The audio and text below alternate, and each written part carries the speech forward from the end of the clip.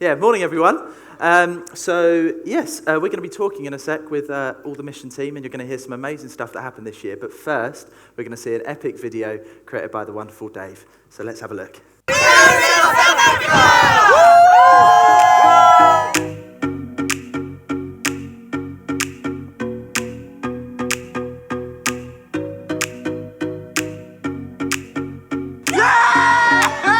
So we're currently here at Mellish Farming Community. We're clearing the ground so that we can create a vegetable and fruit garden so that we can teach the kids how to grow their own fruit and veg.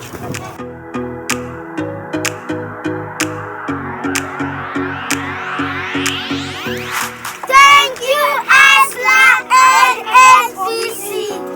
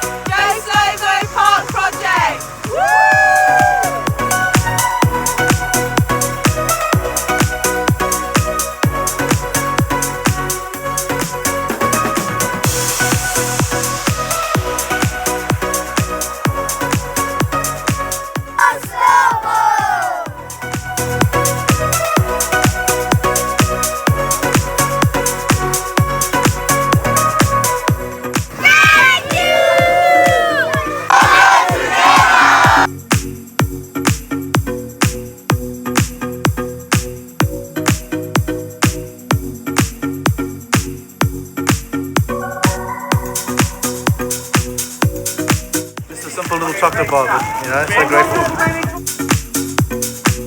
We're painting a library in a school in Joe Slovo. It was bare brick, and we're giving it a fresh lick of paint. Sarah, talk to me. What are we getting up to? We're on my bad side.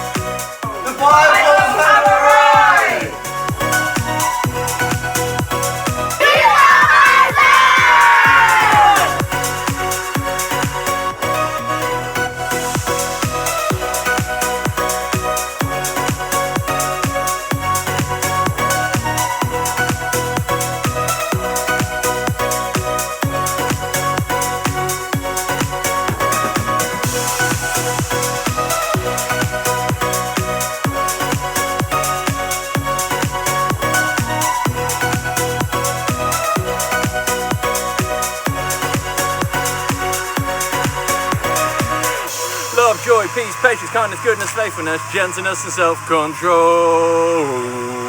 Woohoo! You're welcome. Over the next 20, 25 minutes or so, we're just going to be talking to the team. They've got a few questions to answer about what we got up to. And first up is Claire. It's you. So Claire, one of the big parts about partnering with Aslan is that we get to take part in projects that they wouldn't be able to do without us. So this year we did a park rejuvenation project in Joe Slovo, a little bit like last year in Dunoon. Could you talk a little bit to the church about the impact that had on you and the community? Yeah, sure. Last year they did a park project, and it was so successful that Denzel wanted to do the same thing again. And so we went into a township where they work in a school called Joe Slovo, and the park is really close by.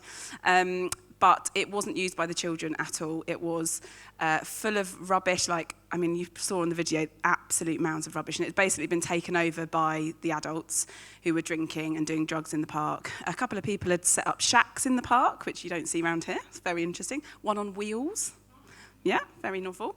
It was covered in graffiti, and basically Denzel arranged with the City of Cape Town Council that they would come and clear the rubbish, the big mounds of rubbish that were there while we did the park. And so they were there with us. I don't know if you can see, but in the pictures there was a football pitch stroke basketball pitch, and the rest was just grass and sand. And honestly, the amount of glass in the sand was just shocking. Like, you wouldn't believe it. So our plan was to repaint the equipment, to paint all the walls that were covered in graffiti, and to clear as much as possible of the grass and the rubbish. It was a kind of impossible task, but we did our absolute best with all the rubbish. So we set to work, and it was really hard work. We worked all day, probably 8 hours. We stopped for like a 10-minute lunch break and the occasional loo stop, but we just worked all day. We found needles, used condoms, dead mice and rats, nappies, human faeces, and more in amongst all the rubbish while we were clearing up.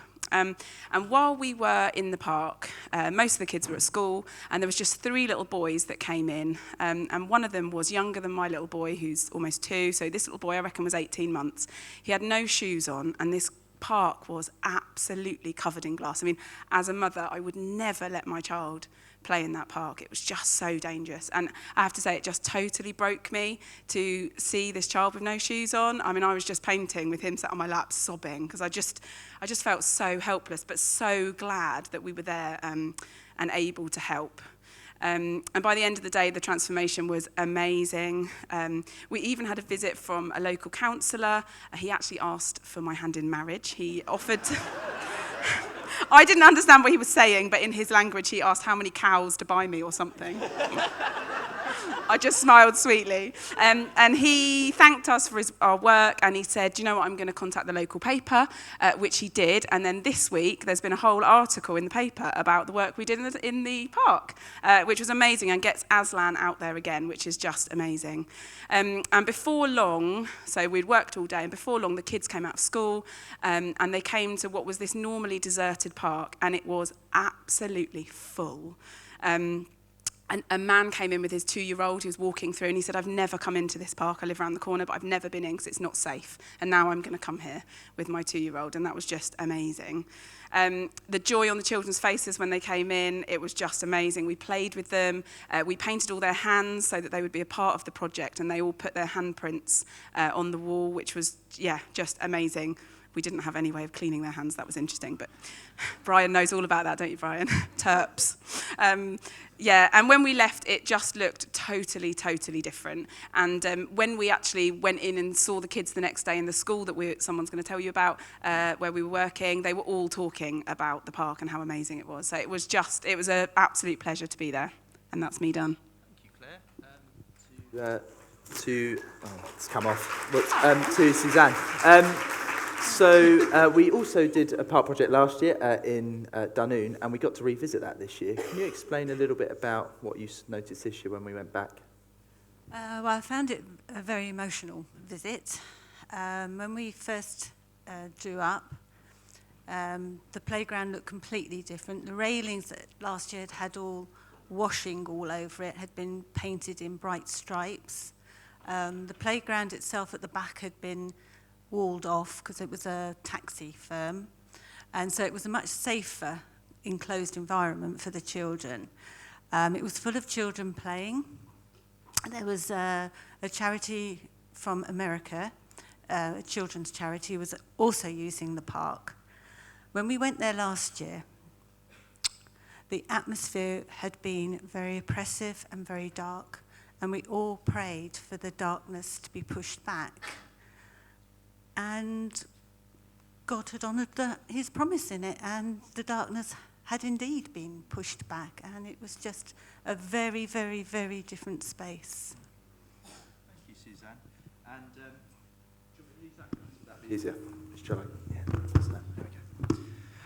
go. And so Lucy, the park project wasn't the only project we completed. We also did the Joe Slovo library clean-up. Can you talk a little bit about that to the team?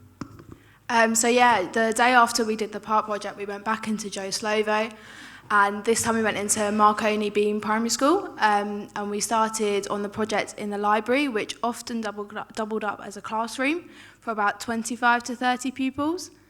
And this library had like bare brick walls, little storage. The windows had been like painted, but they didn't look very nice. And we went in and we painted all the walls white. We put the school motto on as well. We gave the children a new rug. We re-spray painted the windows, put new shelves up, and we actually ended up spending a lot more time there than we anticipated. So I think after about 2 afternoons in the morning, the teacher walked in and she was so shocked. She was so overwhelmed and grateful for all the work that we had done in her classroom. So, yeah. Thank you, Lucy. Now, Ryan, the benefit of spending quite a lot of time in Joe Slovo this year was that the kids could get used to us and build relationship with us. And I know you built relationship with a specific kid. Perhaps you could talk to the church a little bit about that. There we go. Can anyone hear me? Oh, jeez. There we go. Thanks, guys. Yeah.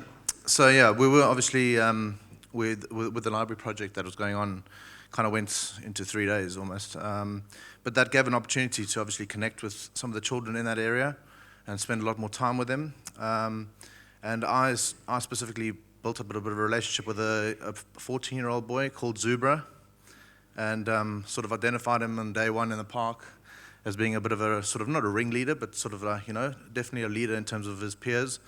And with the language that I sort of speak a little bit closer and a bit of Sutton in that, he actually understood a bit of it. And we sort of grew this little bond that we had, and that went into the next day's coaching when I saw him actually at school. But it wasn't until the final day when we were actually at the sports event when we knew each other. We had a bit of a rapport that we were playing sports, and we're in the hall after the worship and that. They were about to go home to get their actual Bibles and everything as they were leaving the hall. And I started speaking to him. I said, "Listen, mate," I said, "I'm going to be going soon, and I won't see you again, but it's been great getting to know you, and I just want you to do one thing for me, please." I said, so he said, "Oh, what's that?" I said, "You see all the leaders on the TV?"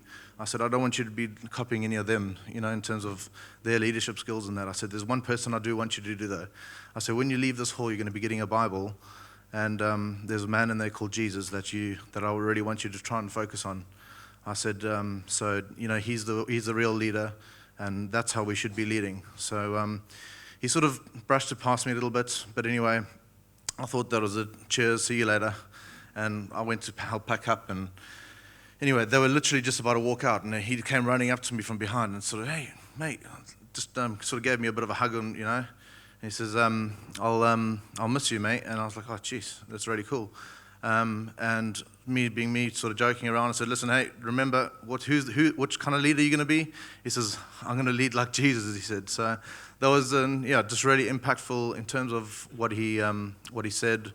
And if that is the one little moment that I had for that whole trip, then it's definitely worth it. Yeah, absolutely. And that does deserve a clap. Yeah, let's clap. Thank you, Ryan. So Joe Slovo we worked quite a lot in, but Derek, we also worked in Mellish farming community a little bit throughout the week. Perhaps you could tell the church a little bit about what we got up to there.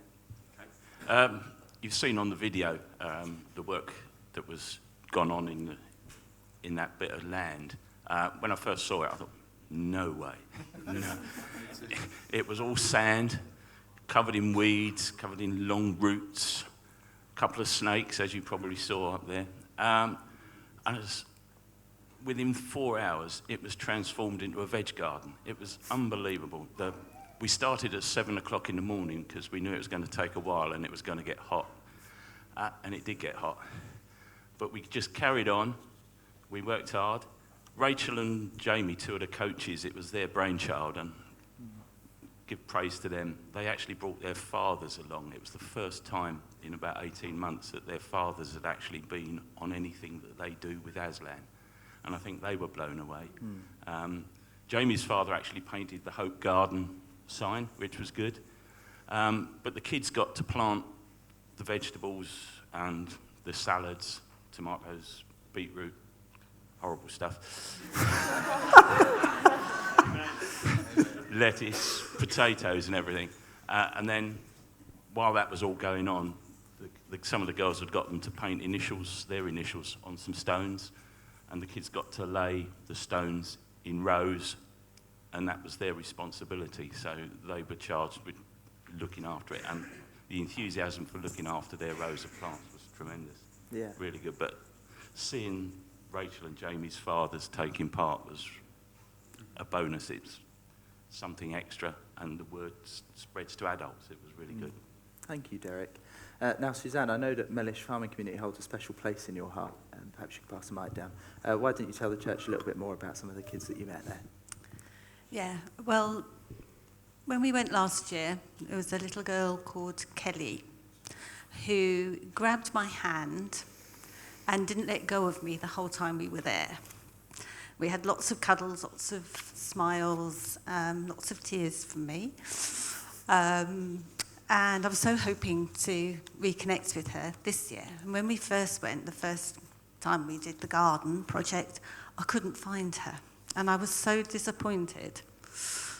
But the second time we went to play games, she was there. And we just had such a beautiful reconnection. And on the Saturday, on the sports day, she was in a dance competition, which she won. And she won a prize, and it was probably the first new thing she had ever had in her life, except the T-shirts that Aslan had given out for that day. I felt so proud of her. And also they had to write, like last year, we did Post-it notes on what would you like Jesus to do for you? What would you like us to be praying for you? And we forgot to bring them back again this year, and Leanne put them all on the WhatsApp. And there was Kelly's with Big Kelly, and she wrote, "Is for my mum to stop drink." So I have been praying for her mum to stop drinking. And then the other little girl, which has broken my heart as well, is at the school, the big school assembly. And there was 900 children there. And I wasn't going to share this, but I felt God at 5 o'clock this morning was saying, I want you to. She had been, 900 children, and she was right where Yandisa and I were standing. We didn't understand all of the song because it was in Afrikaans, but I heard about being bullied, and she put her head down and was nodding, and about her father. And then she just burst into tears. Her friends took her to the teachers at the back. They brought her back again, and she was still crying. And Yandisa, who speaks their language, bless her, went up to her and said, "What is the matter?" And yes, she had been being bullied. And also her father had died very recently. And she was really upset because she just couldn't remember what he looked like. So at the end of the assembly, we were all called up for photos. And Yandisa ran after me and said, "Would you pray with her, with Joyce, with me?" So I said, yes, of course. We ran out to try and find her, and all this crowd of children trying to leave. And she was there. So we said, "Would you like us to pray for you?" And she said, yes. And we all came up on stage and prayed for her. But it felt a real God incident. And I was really reminded of the line that we sing, "Break my heart for what breaks yours, Lord." And we have to be really careful when we say that, because, my goodness, he jolly well will. Thank you, Suzanne. Thank you.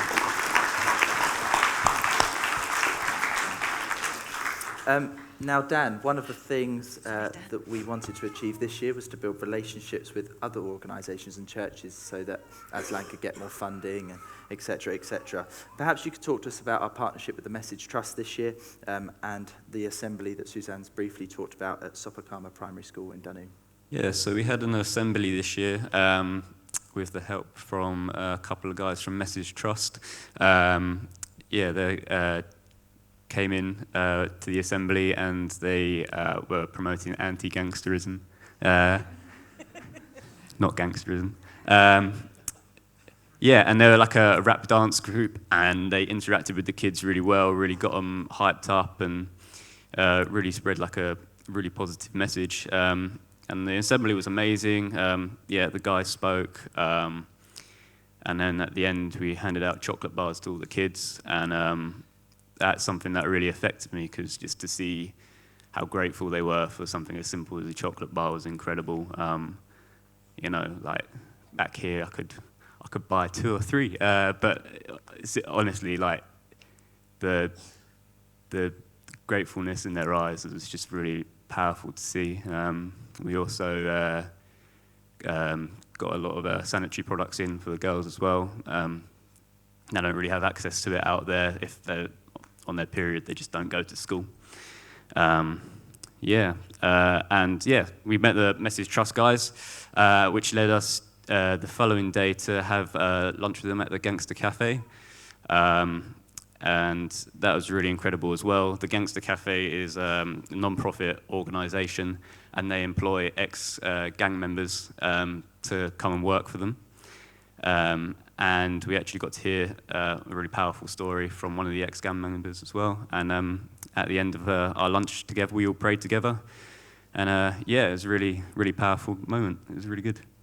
Sarah, we're coming to you next. So it wasn't just schools and organisations that we were trying to build relationships with.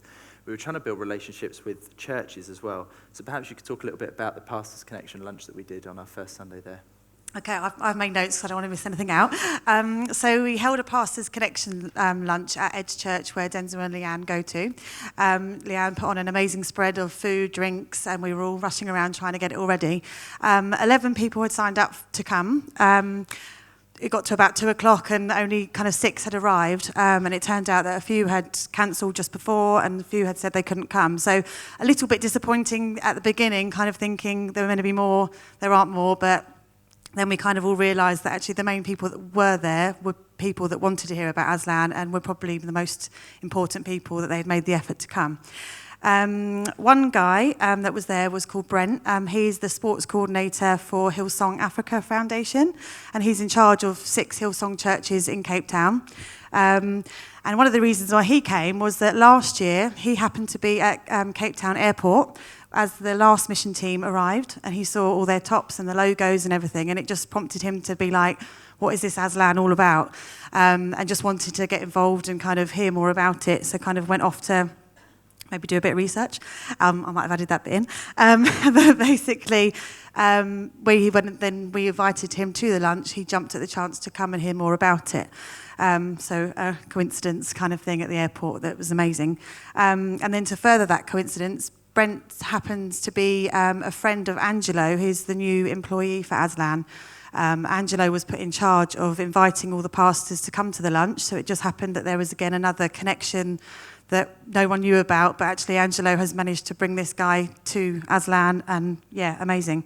Another guy that came was called Bruce Nadin, and he's the National Sports Chaplaincy Director for South Africa.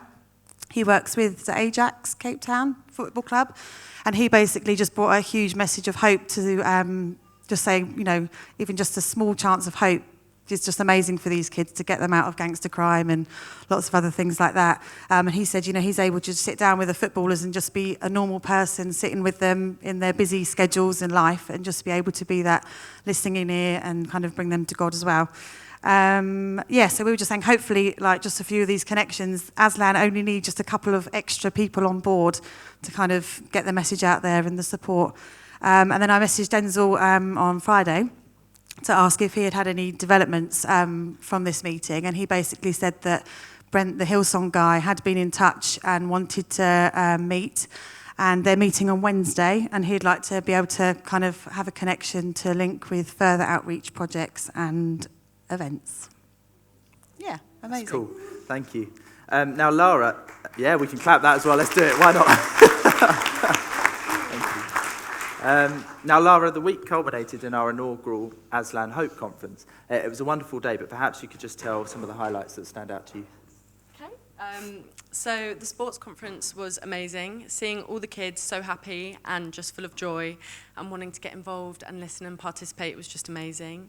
So we gave each kid breakfast, lunch and dinner, and they were all really, really grateful for the food, and it was like extremely heartwarming. There was a specific moment for me. We were all worshipping and we were singing, we were singing Who You Say I Am. And we were all singing it in different languages. You know, some of the kids couldn't really speak English very well, so we were all just singing it in our language, and it was just so powerful. Like, yeah, the Holy Spirit was really present, and you could tell. The whole day was amazing. Right at the end, Jamie asked everyone to close their eyes and raise their hand if they wanted to have a relationship and a friendship with God. And so many young people put their hand up. And then we asked them to be brave and come forward for prayer. And about 150 children over came forward, and they all recited a prayer that one of the coaches, Isaac, led. And it was so moving just to be stood there and just listening and just watching this happening. It was crazy.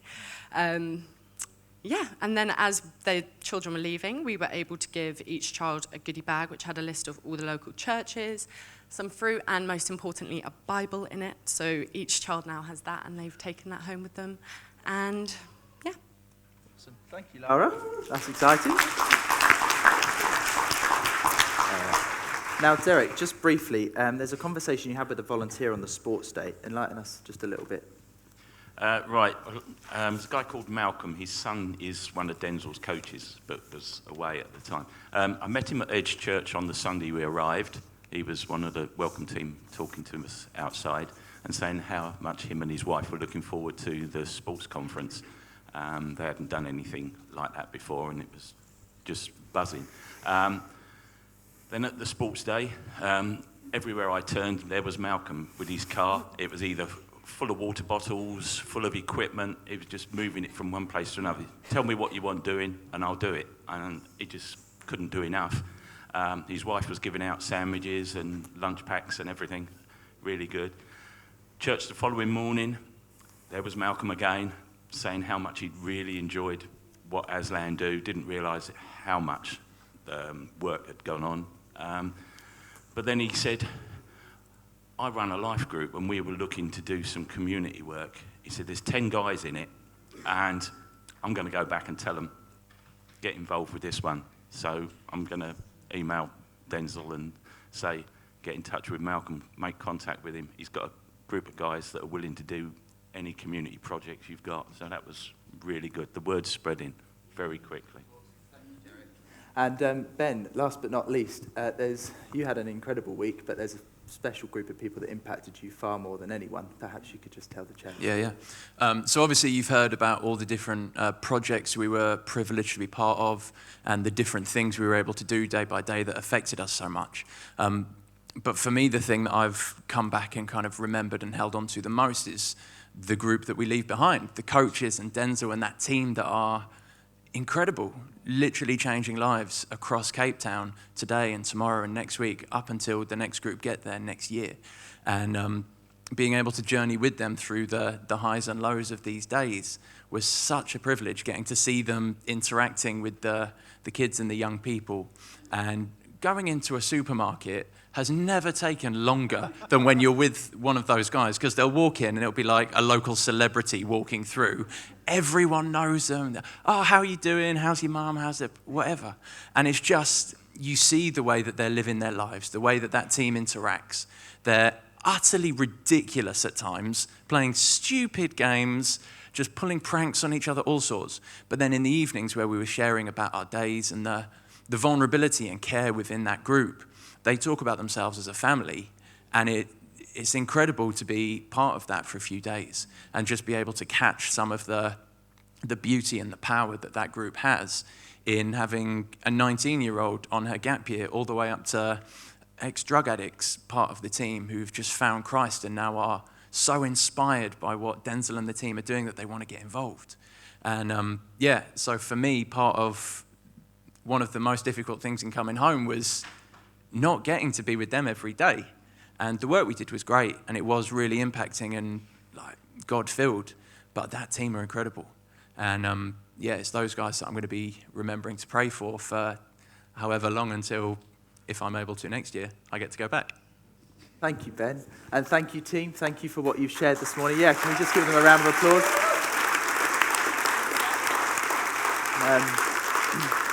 But I just want to say thank you to you guys as well. You know, you've actually raised over £20,000 in 2 years for this ministry. We raised $15,000 last year for Aslan, and we've raised $4,500 this year. And without you guys, these projects wouldn't be possible. They wouldn't have had this second coach. You guys have smashed it, and we are really, really blessing Aslan. Now we're looking in the process at running another trip at some point. There's a desk at the back. If after the service you've heard this stuff this morning, you've gone, I want to be involved, please just register your interest, and we'll get in contact in the new year.